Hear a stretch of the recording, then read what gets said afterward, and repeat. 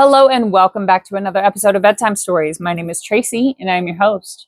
Tonight we are reading chapter 6 of the Son of Tarzan, book 4 in the Tarzan series. Now before I get started though, I need to ask you a series of very serious questions.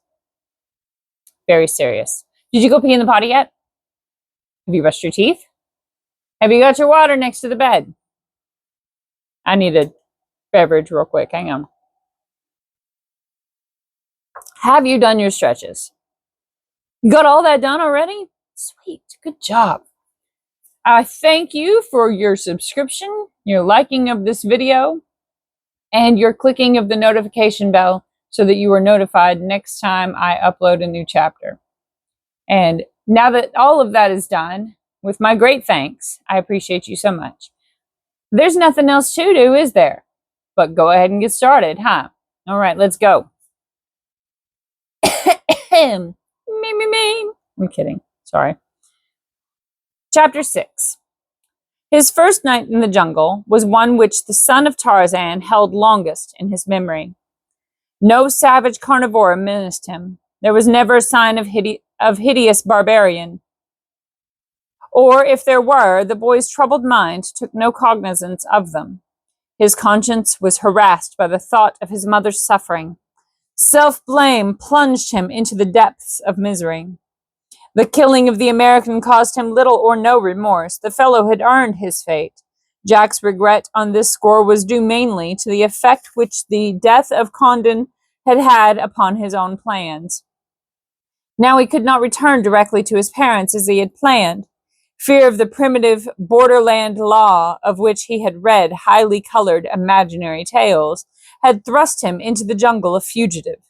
He dared not return to the coast at this point.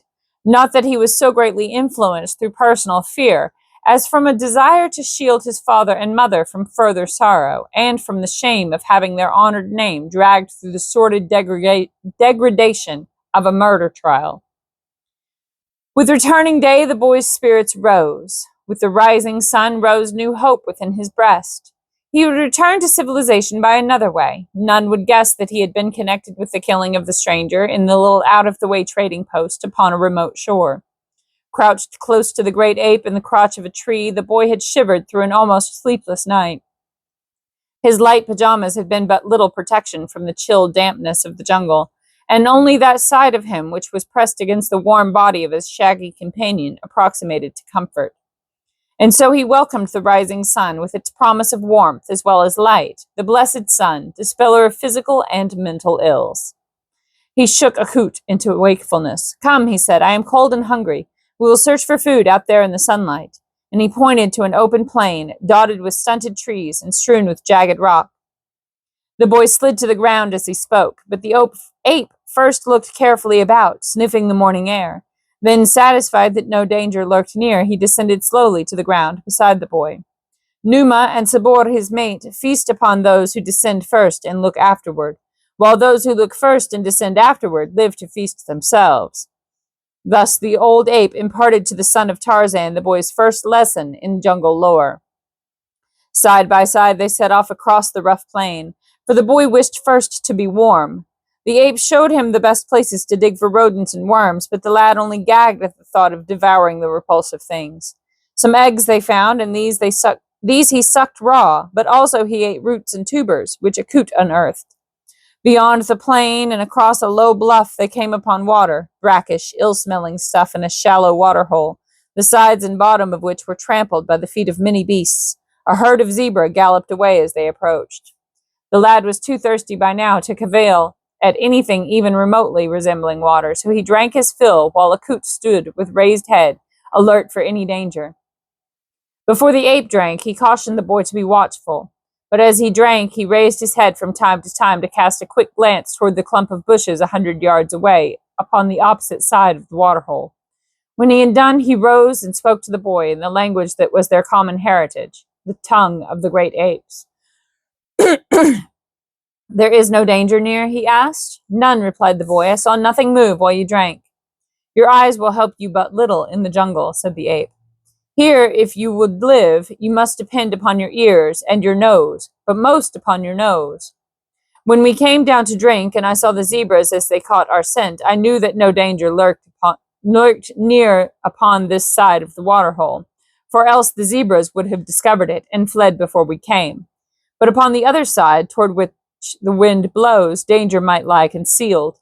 We could not smell it, for its scent is being blown in the other direction, and so I have bent my ears and eyes downwind where my nose cannot travel. And you found nothing? Asked the lad with a laugh. I found Numa crouching in that clump of bushes where the tall grasses grow. And Akut pointed. A lion? Exclaimed the boy. How do you know? I can see nothing. Numa is there, though, replied the great ape. First I heard him sigh. To you, the sigh of Numa may sound no different from the other noises which the wind makes among the grasses and the trees, but later you must learn to know the sigh of Numa. When I watched, and at last I saw the tall grasses moving at one point to a force other than the force of the wind. See, they are spread there upon either side of Numa's great body, and as he breathes, you see the little motion at either side that is not caused by the wind, the motion that none of the other grasses have? The boy strained his eyes, better eyes than the ordinary boy inherits, and at last he gave a little exclamation of discovery. Yes, he said, I see.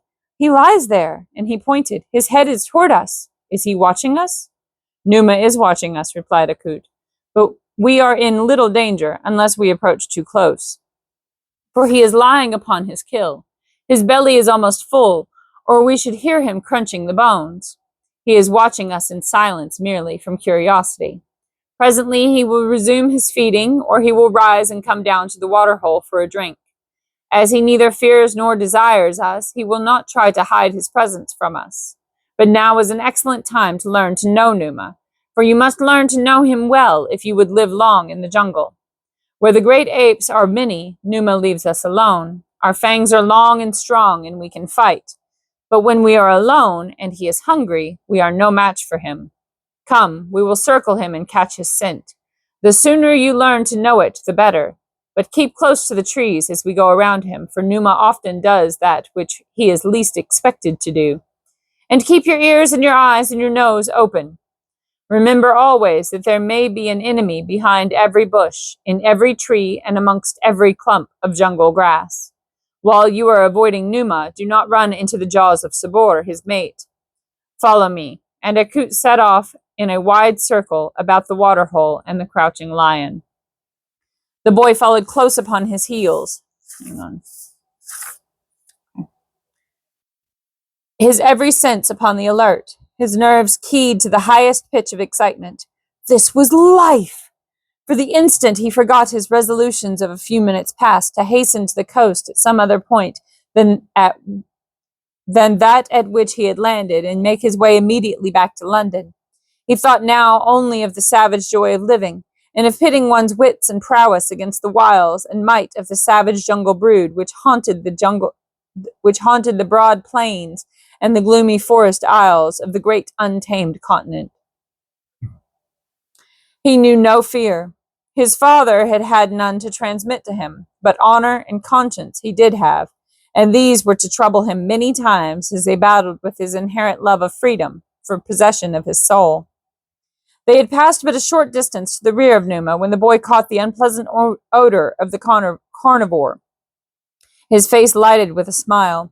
Something told him that he would have known that scent among a myriad of others, even if Akut had not told him that a lion lay near.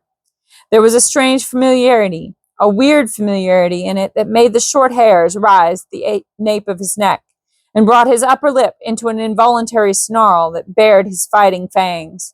There was a sense of stretching of the skin about his ears, for all the world as though those members were flattened back against his skull in preparation for deadly combat. His skin tingled. He was aglow with a pleasurable sensation that he never before had known. He was, upon the instant, another creature, wary, alert, ready. Thus did the scent of Numa the lion transform the boy into a beast.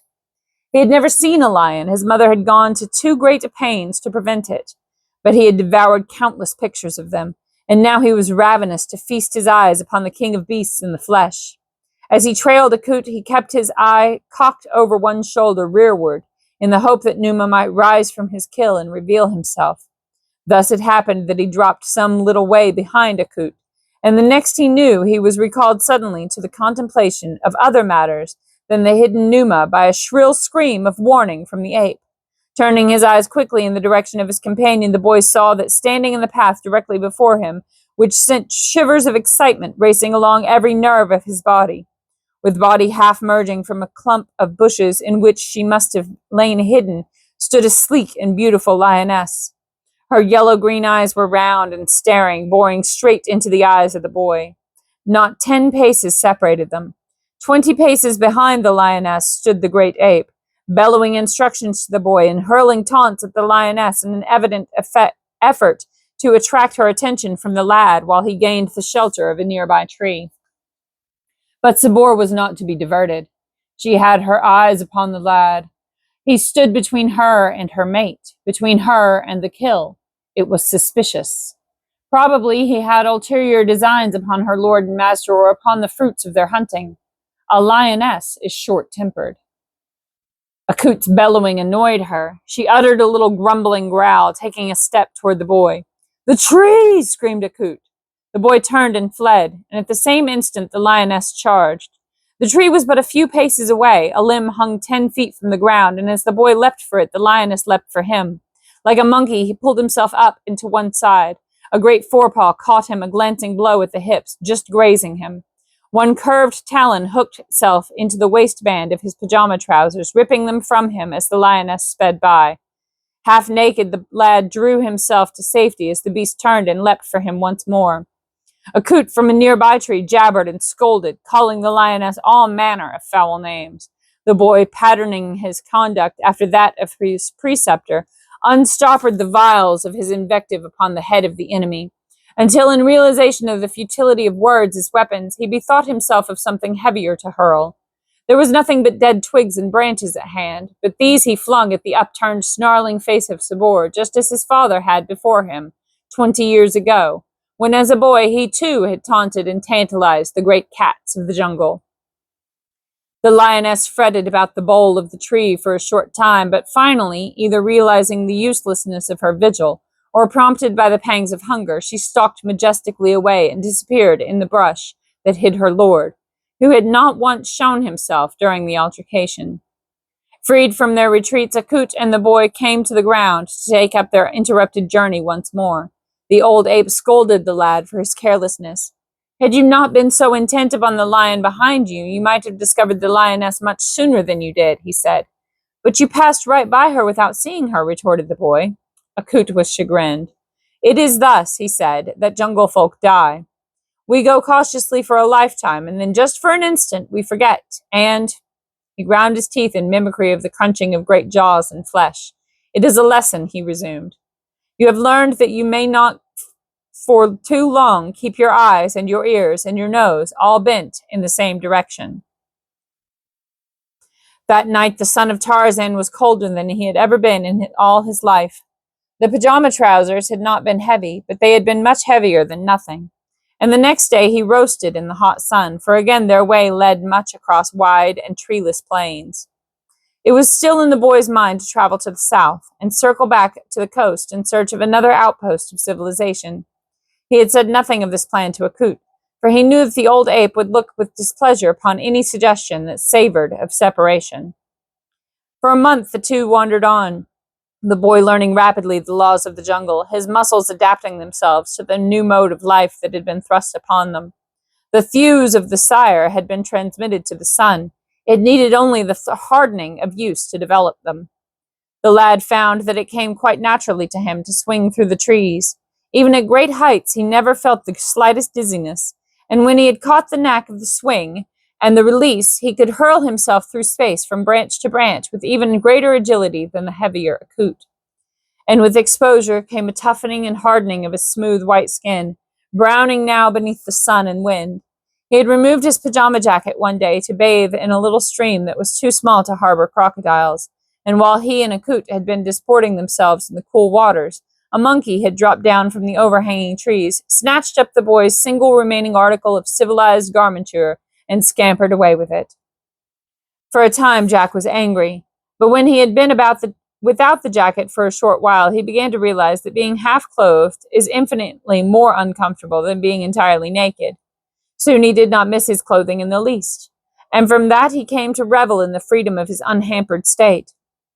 Occasionally a smile would cross his face as he tried to imagine the surprise of his schoolmates, could they but see him now. They would envy him. Yes, how they would envy him. He felt sorry for them at such times, and again as he thought of them amid luxuries and comforts of their English homes, happy with their fathers and mothers, a most uncomfortable lump would arise into the boy's throat, and he would see a vision of his mother's face through a blur of mist that came unbidden to his eyes. Then it was that he urged Akut onward, for now they were headed westward toward the coast. The old ape thought that they were searching for a tribe of his own kind, nor did the boy disabuse his mind of this belief. It would do to tell Akut of his real plans when they had come within sight of civilization. One day, as they were moving slowly along beside a river, they came unexpectedly upon a native village. Some children were playing beside the water. The boy's heart leapt within his breast at sight of them. For over a month he had seen no human being. What if these were naked savages? What if their skins were black? Were they not creatures fashioned in the mold of their maker, as was he? They were his brothers and sisters. He started toward them. With a low warning, Akut laid a hand upon his arm to hold him back. The boy shook himself free, and with a shout of greeting ran forward toward the ebon players. The sound of his voice brought every head erect. Wide eyes viewed him for an instant, and then with screams of terror the children turned and fled toward the village. At their heels ran their mothers, and from the village gate, in response to the alarm, came a score of warriors, hastily snatched spears and shields ready in their hands. At sight of the consternation he had brought, the boy halted. The glad smile faded from his face as, with wild shouts and menacing gestures, the warriors ran toward him. Akut was calling to him from behind to turn and flee, telling him that the blacks would kill him. For a moment he stood watching them coming. Then he raised his hand with a palm toward them in a signal for them to halt, calling out at the same time that he came as a friend, that he only wanted to play with their children. Of course they did not understand a word that he addressed to them, and their answer was what any naked creature who had run suddenly out of the jungle upon their women and children might have expected, a shower of spears. The missiles struck all about the boy, but none touched him. Again his spine tingled and the short hairs lifted at the nape of his neck and along the top of his scalp. His eyes narrowed. Sudden hatred flared in them to wither the expression of glad friendliness that had lighted them but an instant before. With a low snarl, quite similar to that of a baffled beast, he turned and ran into the jungle. There was Akut awaiting him in a tree. The ape urged him to hasten in flight, for the wise old anthropoid knew that they too, naked and unarmed, were no match for the sinewy black warriors who would doubtless make some sort of search for them through the jungle. But a new power moved the son of Tarzan. He had come with a boy's glad and open heart to offer his friendship to these people who were human beings like himself. He had been met with suspicion and spears. They had not even listened to him. Rage and hatred consumed him.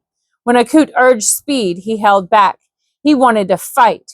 Yet his reason made it all too plain that it would be but a foolish sacrifice of his life to meet these armed men with his naked hands and his teeth. Already the boy thought of his teeth, of his fighting fangs, when possibility of combat loomed close.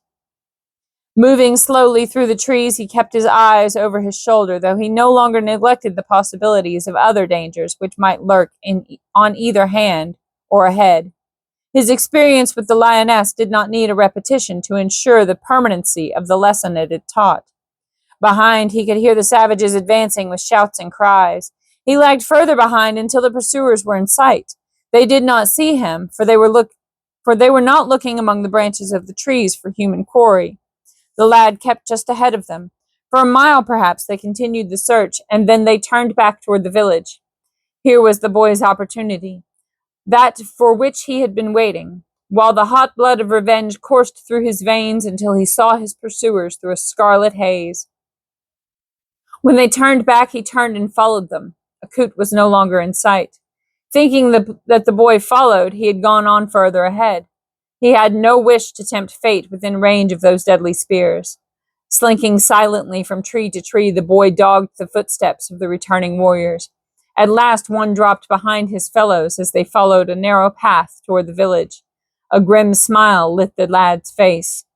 Swiftly, he hurried forward until he moved almost above the unconscious black, stalking him as Sheeta, the panther, stalked his prey, as the boy had seen Sheeta do on many occasions. Suddenly and silently, he leapt forward and downward upon the broad shoulders of his prey. In the instant of contact, his fingers sought and found the man's throat. The weight of the boy's body hurled the black heavily to the ground, the knees in his back knocking the breath from him as he struck. Then a set of strong white teeth fastened themselves in his neck, and the muscular fingers closed tighter upon his windpipe. For a time, the warrior struggled frantically, throwing himself about in an effort to dislodge his antagonist. But all the while he was weakening, and all the while the grim and silent thing he could not see clung tenaciously to him and dragged him slowly into the bush at one side of the trail. Hidden there at last, safe from the prying eyes of searchers should they miss their fellow and return for him, the lad choked the life from the body of his victim. At last he knew by the sudden struggle, followed by limp relaxation, that the warrior was dead. Then a strange desire seized him, his whole body being quivered and thrilled. Involuntarily he leapt to his feet and placed one foot upon the body of his kill. His chest expanded. He raised his face toward the heavens and opened his mouth to voice a strange, weird cry that seemed screaming within him for outward expression, but no sound passed his lips. He just stood there for a full minute, his face upturned toward the sky, his breast heaving to the pent emotion, like an animate statue of vengeance. The silence which marked the first great kill of the son of Tarzan was to typify all his future kills, just as the hideous victory cry of the bull ape had marked the kills of his mighty sire. And that's the end of chapter 6. That was horrifying. 10-year-old child killing someone with their bare hands. What? Starting to question if these books might be just a little bit too far gone, but it's vintage fiction. It's from another time, a whole nother world that we lived in when these books were written. And besides which, they are also fiction. It's not a real thing. But anyway, good night. Sleep tight. Don't let the bedbugs bite. And if they do, you bite them back. Got it? Good. I love you so much. Good night.